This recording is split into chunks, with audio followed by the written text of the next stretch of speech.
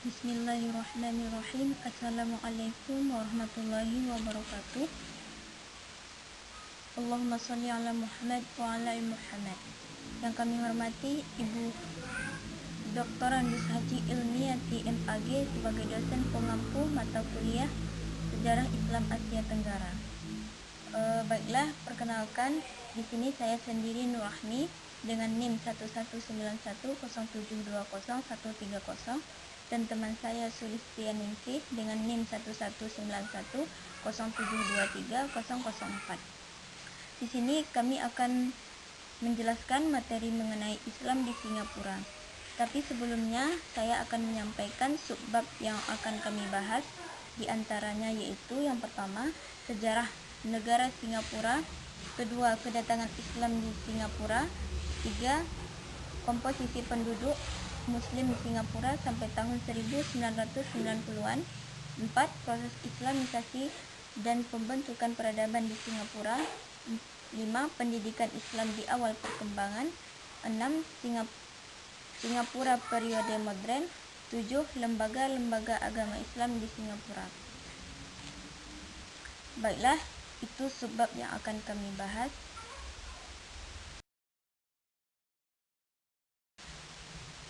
Sejarah negara Singapura. Menurut asal katanya, Singapura berasal dari bahasa Sanskerta yang terdiri atas dua kata, yaitu singa dan pura, yang berarti kota.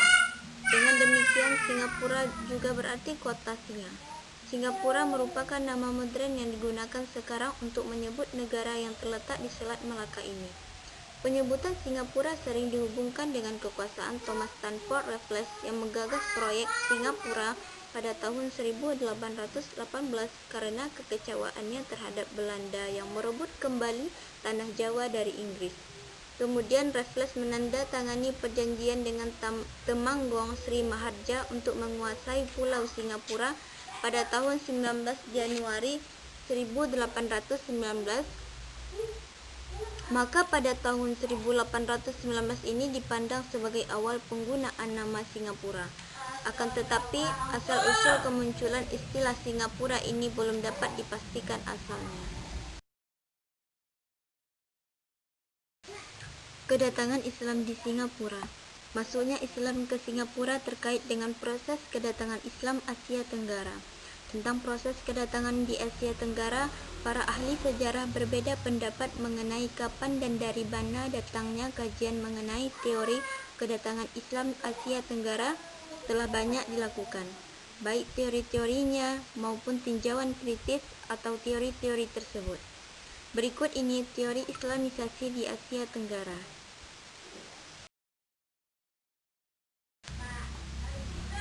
Pertama, teori Arab menyebut bahwa Islam datang ke Asia Tenggara langsung dari Arab, tepatnya dari Hadramaut. Menurut teori ini, Islam masuk ke Asia Tenggara sejak masa abad pertama Hijriah atau abad ke-7 dan abad ke-8 Masehi. Proses masuknya Islam pada masa ini ditandai dengan dominasi pedagang Arab dalam perdagangan Barat Timur. Crawford mendukung teori ini meskipun ia tetap mempertimbangkan adanya peranan kaum muslimin yang berasal dari pantai timur India. Sementara Kaiser berpendapat bahwa Islam di Asia Tenggara memang berasal dari Timur Tengah. Namun Neyman dan De Hollander sedikit merevisi pandangan Kaiser tersebut dengan menyatakan bahwa sumber Islam di Nusantara berasal dari Hadramaut. Sedangkan Pratt hanya menyebut orang-orang Arab tanpa mengungkapkan rincian pendapat tersebut.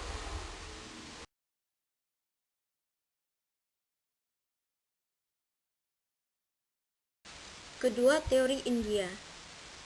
Pitchnapel pada tahun 1872 mengatakan bahwa Islam di Nusantara datang dari India, tepatnya daerah Gujarat, sehingga teori ini dikenal sebagai teori Gujarat.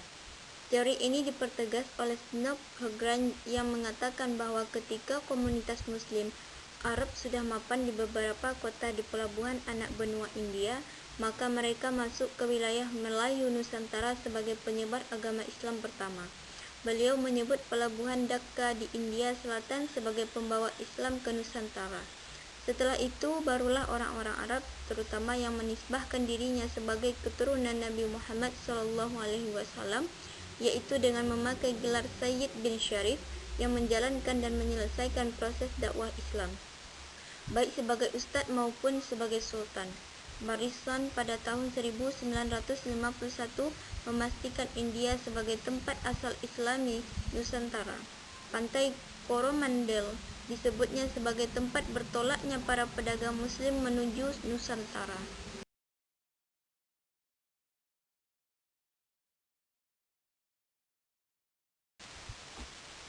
Ketiga, teori Bengal.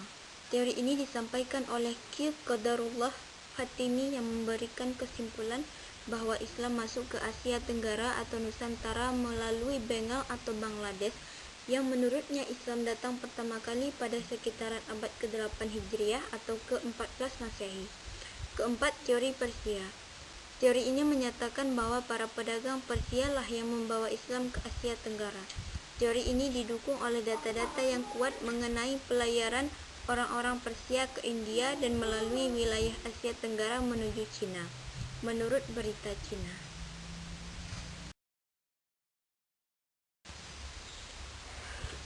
Teori kelima mengatakan bahwa penyebaran Islam di Asia Tenggara didorong oleh pertarungan antara Muslim dan non-Muslim untuk mendapat pengikut atau penganut untuk masing-masing agama.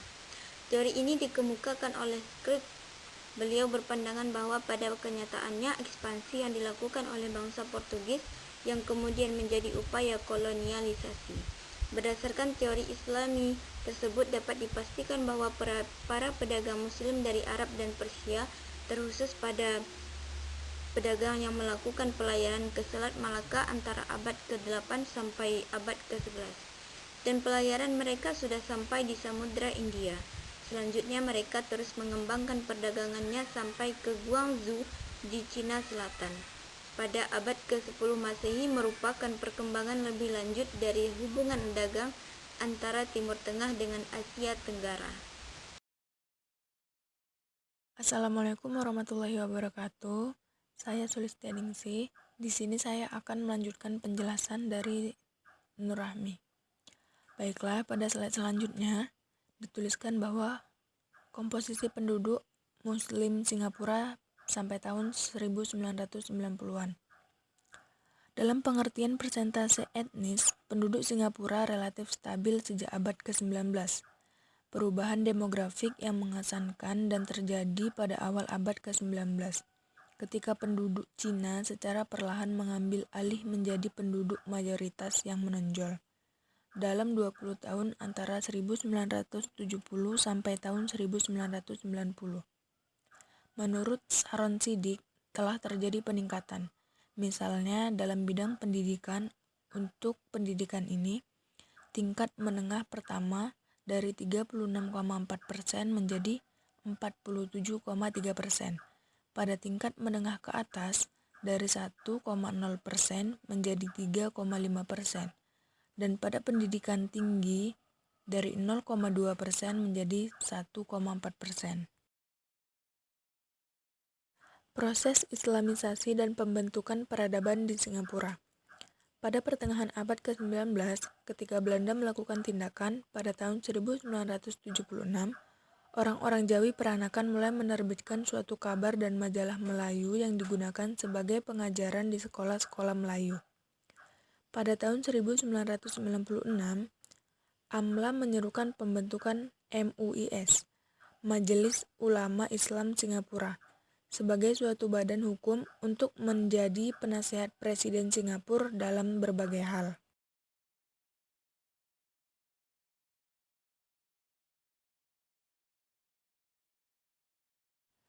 Pendidikan Islam di awal perkembangan. Pada tahun 1800, Kampung Giam dan kawasan Bocor pusat pendidikan tradisional. Sistem pendidikan Islam modern dari awal hingga sekarang merujuk pada sistem Mesir dan Barat seperti madrasah, sekolah Arab, maupun sekolah agama lainnya. Dan ada beberapa madrasah maupun sekolah yang sudah dikenal banyak oleh orang, yaitu yang pertama, Madrasah Al-Junid Al-Islamiyah yang berdiri pada tahun 1927 Masehi. Yang kedua yaitu Madrasah Al-Ma'rif. Yang ketiga yaitu Madrasah Wak Tanjung Al-Islamiyah.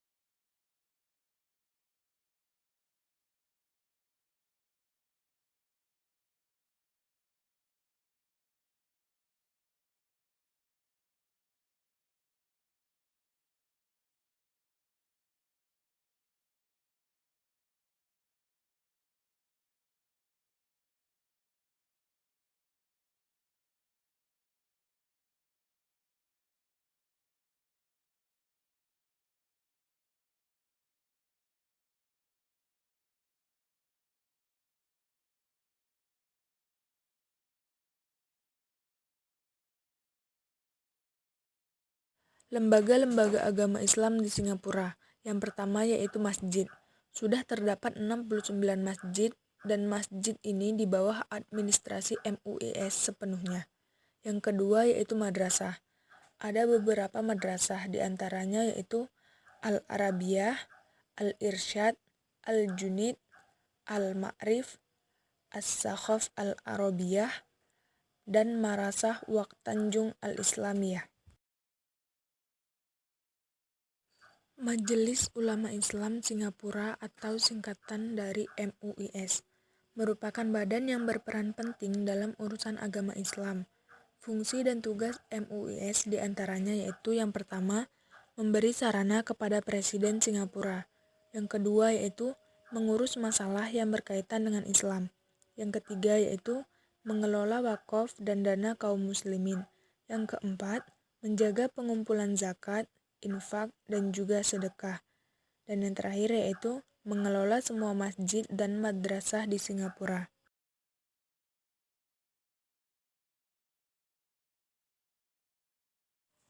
Pada slide terakhir yaitu pengadilan syariah. Pada tahun 1880, pemerintah kolonial Inggris mengeluarkan peraturan tentang pernikahan pemeluk Islam. Pada tahun 1958, berdasarkan Muslim Ordinance, pada tahun 1957, didirikan Syariah Court dengan kewenangan mendengar dan menyelesaikan perselisihan. Pembahasan yang terakhir yaitu tentang pendaftaran pernikahan Muslim.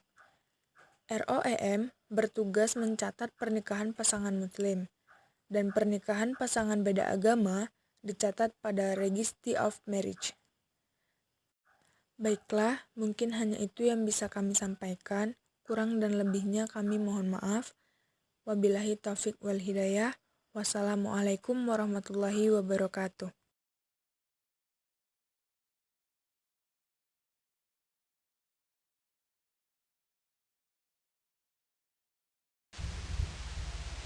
Demikianlah yang dapat kami sampaikan.